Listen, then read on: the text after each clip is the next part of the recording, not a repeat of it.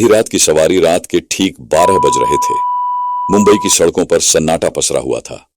हल्की हल्की ठंडी हवा चल रही थी और कहीं कहीं कुत्तों के भौंकने की आवाजें आ रही थीं। कबीर अपने ऑफिस से देर रात निकल रहा था। काम ज्यादा था, इसलिए उसे इतनी देर हो गई थी। उसने सोचा कि जल्दी से घर पहुंच जाए, इसलिए वो सड़क किनारे खड़ा होकर ओनाटो का इंतजार करने लगा। काफी देर बाद एक पुराना सा काला पीला ओनाटो उसकी तरफ आता दिखा। ओनाटो धीरे धीरे उसके पास रुका। कबीर ने झांक कर देखा। ड्राइवर ने सफेद कपड़े पहने थे, सिर पर सफेद टोपी थी, लेकिन उसका चेहरा छाया में छिपा हुआ था। कबीर ने उसे गंतव्य बताया। मुलुंड चलोगे? ड्राइवर ने बिना कुछ कहे हल्का सा सिर हिला दिया। बिना एक शब्द बोले उसने ऑटो आगे बढ़ा दी। कबीर थोड़ा हैरान तो हुआ, लेकिन उसने ज्यादा ध्यान नहीं दिया। ऑटो काफी तेजी से सुनसान सड़कों पर भाग रही थी। अजीब सा माहौल था, न कोई गाना न कोई बातचीत, बस टायरों की घसीटती हुई आवाज। कबीर ने देखा कि ड्राइवर लगातार सड़क पर ही देख रहा था। उसने अब तक एक बार भी दाएं बाएं नहीं देखा। भाई साहब, मुलुंड पहुंचने में कितना टाइम लगेगा? कबीर ने पूछने की कोशिश की। कोई जवाब नहीं आया। कबीर ने फिर जोर से पूछा, सुन रहे हो भाई साहब? ड्राइवर ने कोई प्रतिक्रिया नहीं दी। कबीर को अब थोड़ी घबराहट होने लगी। उसने अपने फोन में समय देखा। रात के 12:45 हो चुके थे।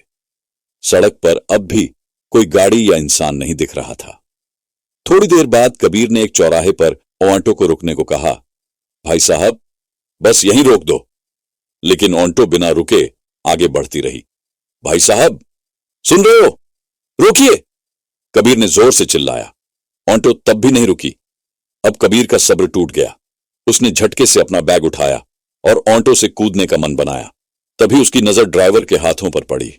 ड्राइवर के हाथ बिल्कुल सफेद थे, जैसे किसी मुर्दे के हों। कांपते हुए कबीर ने आगे झुककर ड्राइवर का चेहरा देखने की कोशिश की।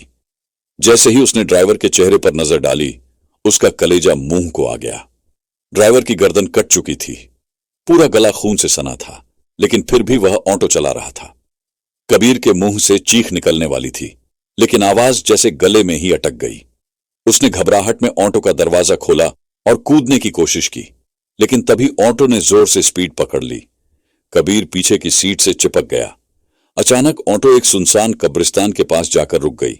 बिना कुछ सोचे कबीर ने बैग उठाया और ऑटो से कूदकर भागने लगा।